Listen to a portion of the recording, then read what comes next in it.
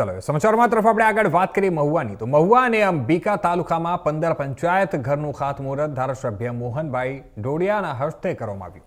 સુરત જિલ્લાના મહુવા અને અંબિકા તાલુકામાં 15 ગ્રામ પંચાયત ઘરોના મોહનભાઈ ડોડિયાના હસ્તે ખાતમુહૂર્ત કરવામાં આવ્યું, જેમાં વાડ બુટવાડા, વલવાડા, મહુવરિયા,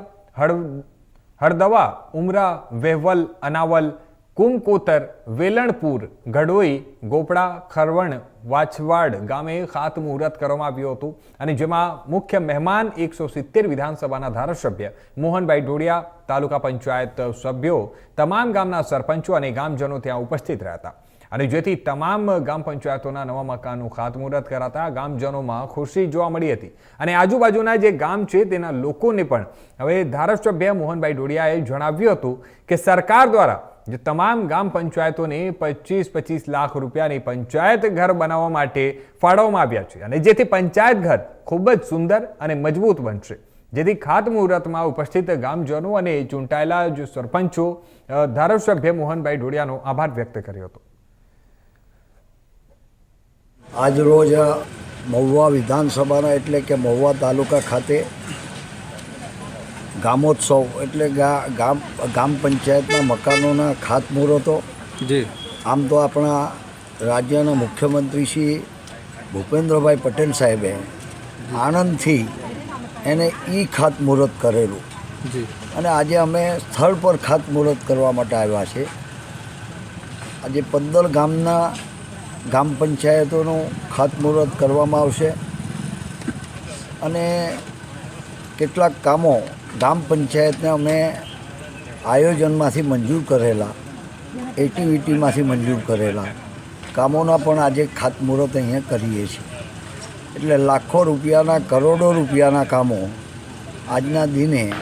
ખાતમુહૂર્ત અને લોકાર્પણ કરીશું। આ વિસ્તારમાં ગામ પંચાયતના મકાન કોઈ બાકી ના રહી જાય, એક પણ ગામ પંચાયતનું મકાન બાકી ના રહે એની અમે ચિંતા કરીએ છીએ। આ વિસ્તારના ધારાસભ્ય તરીકે હું એની ચિંતા કરું છું અને આ વિસ્તારની અંદર કોઈ ગરીબ માણસનું ઘર પણ બાકી ના રહી જાય એની પણ અમે ચિંતા કરીએ છીએ। મને લાગે છે ત્યાં સુધી આ વિસ્તારની અંદર રસ્તા, પુલ વગેરે જે કામો છે, પ્રાથમિક આરોગ્ય કેન્દ્ર, સબ સેન્ટરો, અન્ય કામોના ખાતમુહૂર્તો કરેલા એના લોકાર્પણ અમે કરવાના છે। આ વિસ્તારમાં મોસ્ટ ઓફ 95% કામ સરકારની ગ્રાન્ટમાંથી લાવીને કરવામાં આવી રહ્યું છે। રસ્તાઓ, પુલો